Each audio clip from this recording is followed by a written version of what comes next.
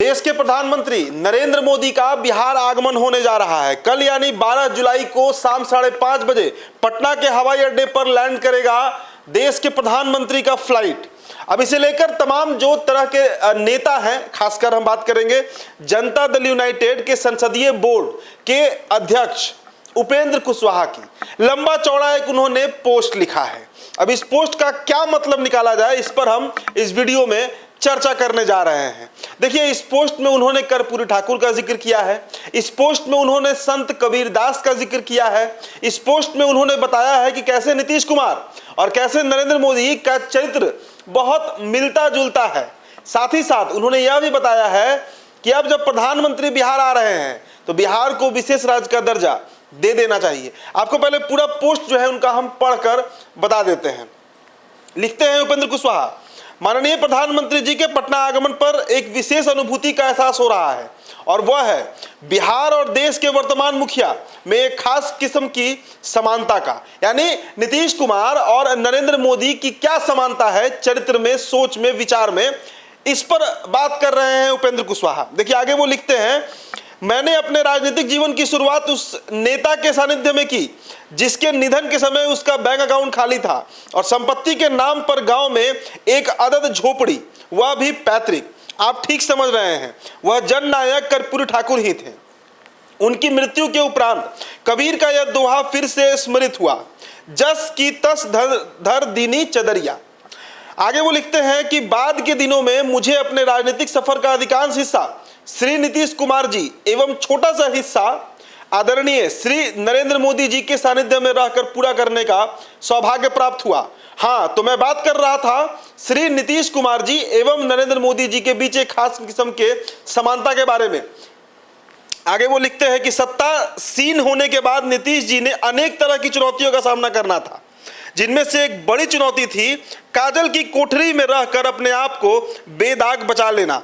ऐसा करने में वह पूर्णतः सफल भी रहे। आज मुझे गर्व होता है यह सोचकर कि मुझे उस नेता के नेतृत्व में राजनीति करने का सौभाग्य मिला है जिसने भ्रष्टाचार को लेकर ना कभी जीरो टॉलरेंस की बात की, बल्कि अनेकों बार अपना पराया का ख्याल किए बिना कठोरतम एक्शन लेने से भी परहेज नहीं किया।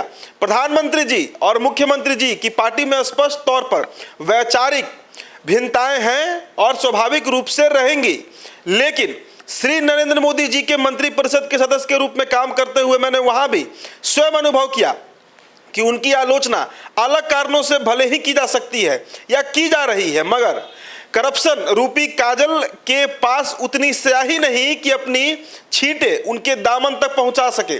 तमाम तरह के झंझावातों के बावजूद शायद यही या कुछ ऐसी समानताएं ही उक्त दोनों नेताओं के साथ चलने का आधार भी बनती हैं और यह हमारे लिए भी विचारणीय है कि जीरो टॉलरेंस की नीति को सफल बनाने में क्या हम सभी का कोई व्यक्तिगत दायित्व तो नहीं है? यदि है तो अपने नेताओं को के स्पष्ट संदेश को स्पष्ट रूप से ग्रहण करना ही पड़ेगा।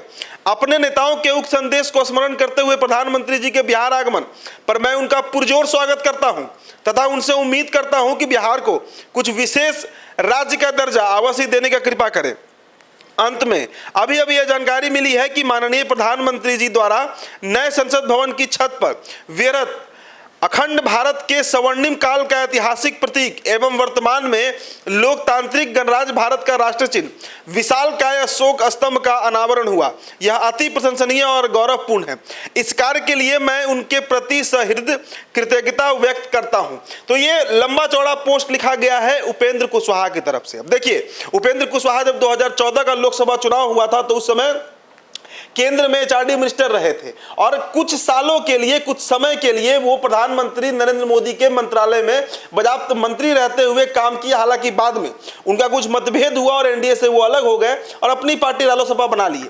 लेकिन जो वो कुछ दिन का अनुभव है नरेंद्र मोदी के साथ काम करने का, उस अनुभव को उन्होंने साझा किया है कि जीरो टॉलरेंस की अगर बात करते हैं नरेंद्र मोदी, तो दरअसल केंद्र में भले ही आप नरेंद्र मोदी के ऊपर कई तरह के इल्जाम आरोप लगा सकते हैं, लेकिन उन पर करप्शन का, भ्रष्टाचार का आरोप आप बिल्कुल नहीं लगा सकते हैं। और यही चरित्र बिहार के मुख्यमंत्री नीतीश कुमार का है। आप उन्हें डेवलपमेंट के यानी विकास के पैमाने पर ऊपर नीचे कर सकते हैं, कुछ खामियां हर सरकार में रहती हैं, उस पर आप उन पर कमेंट कर सकते हैं, लेकिन जब बात होती है ईमानदारी की और जीरो टॉलरेंस ऑन करप्शन, तो उसमें नीतीश कुमार का भी चरित्र जो है वो नरेंद्र मोदी से मिलता जुलता है। और इस तारीफ के साथ साथ उन्होंने नरेंद्र मोदी यानी पीएम से ये मांग कर दी कि अब इस देश को, अब माफ कीजिएगा, अब इस राज्य को यानी बिहार को विशेष राज्य का दर्जा दिया जाए। इसके साथ ही साथ अंत में उन्होंने अशोक स्तंभ की बात की। आपको याद होगा कि कुछ दिन पहले डॉक्टर दयानंद सिन्हा जो है, जो बीजेपी से ही आते हैं, उन्होंने राजा अशोक, सम्राट अशोक जो थे, जो इतिहास में हम पढ़ते हैं, उनकी तुलना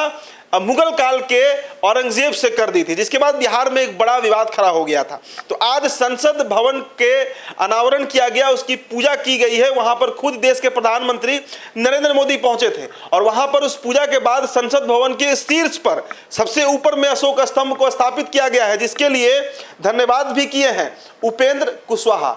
तो सीधे तरीके से ना सही, लेकिन अप्रत्यक्ष रूप से विशेष राज्य, स्पेशल पैकेज की जो मांग लगातार बिहार की उठती रही है और खासकर जेडीयू इसमें प्रखर रूप से आगे आकर अपनी बातों को रखते रही है, चाहे वो ललन सिंह हो, बिहार के मुखिया नीतीश कुमार हो, या फिर जेडीयू के उपेंद्र कुशवाहा ही क्यों ना हो, फिर उस मांग को दोहराई गई है। तो कल शाम 5:30 बजे पीएम का आगमन होगा बिहार। उसके बाद वो जाएंगे विधानसभा, जहां पर शताब्दी समारोह मनाया जा रहा है। तमाम जो बिहार के नेता है वो वहां पर मौजूद होंगे। उसकी लाइव कवरेज जो होगी वो आप NBC 24 पर जरूर देखिएगा। मेरा नाम उदित तारण है, बहुत बहुत शुक्रिया।